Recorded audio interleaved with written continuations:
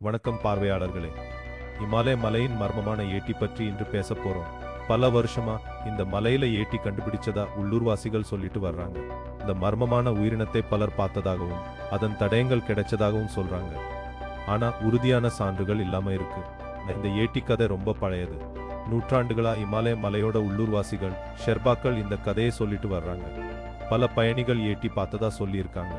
ஒரு சரியான சான்று கூட கிடைக்கல. பல ஆராய்ச்சியாளர்கள் இந்த மர்மத்தை விடுவிக்க முயற்சி பண்ணாங்க. ஏட்டி பத்தின கதை சுற்றுலாத்துறைக்கு ஒரு பெரிய ஆதாரமா இருக்கு. ஏட்டியை பார்க்க பல பயணிகள் இந்த மலைக்கு வர்றாங்க. அதனால உள்ளூர் பொருளாதாரத்துக்கு ஒரு நல்ல தாக்கம் இருக்கு. ஆனா சில மூடநம்பிக்கைகளையும் இது தூண்டிவிடலாம். உயிரியலாளர்களும் மானுடவியலாளர்களும் இந்த ஏட்டி கதை பற்றி பல கருத்துக்களை சொல்றாங்க. சிலர் அது உண்மையான உயிரினம் இருக்கலாம்னு சொல்றாங்க. சிலர் அது ஒரு பழைய கதைன்னு சொல்றாங்க. இன்னும் சிலர் அது ஒரு மிருகம் இருக்கலாம்னு சொல்றாங்க. உள்ளூர் மக்கள் இந்த ஏட்டி கதையை ரொம்ப நம்புறாங்க. சிலருக்கு அச்சம் இருக்கு, சிலருக்கு ஆர்வம் இருக்கு. பல பயணிகள் ஏட்டியை பார்க்க வர்றாங்க. அதனால சந்தேகம் இருக்கிறவங்களுக்கும் நம்பிக்கை இருக்கிறவங்களுக்கும் இருக்கு. மீடியா இந்த ஏட்டி கதையை ரொம்ப பரப்புறாங்க. செய்திகள்ல, டாக்குமெண்ட்ரிஸ்ல இந்த கதை வரும். சமூக ஊடகங்கள்ல ஏட்டி புகைப்படங்கள், வீடியோக்கள் பரவிட்டு இருக்கு. நான் உண்மை என்னன்னு இன்னும் தெரியல.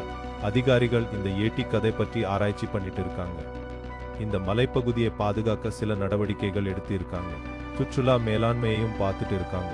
ஏட்டி கதை கிராமப்புற மக்களுக்கு சுற்றுலா மூலமா பலன்களை கொடுக்குது. ஆனா சிலருக்கு அச்ச உணர்வு இருக்கு. நகர மக்களுக்கு இது ஒரு ஆச்சரியமான கதையா தான் இருக்கு. கிராமப்புற மக்கள் எட்டி இருக்குன்னு நம்புறாங்க.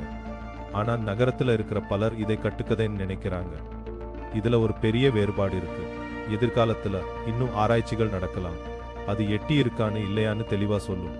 இது சுற்றுலாத்துறையிலையும் தாக்கத்தை ஏற்படுத்தலாம். இதுவரைக்கும் எட்டி பார்வை பத்தி எந்த சட்ட நடவடிக்கையும் எடுக்கப்படல. இப்போது நிலைமை என்னன்னா, எட்டி இருக்கான்னு இல்லையான்னு உறுதியா சொல்ல முடியல. இன்னும் ஆராய்ச்சி தேவை.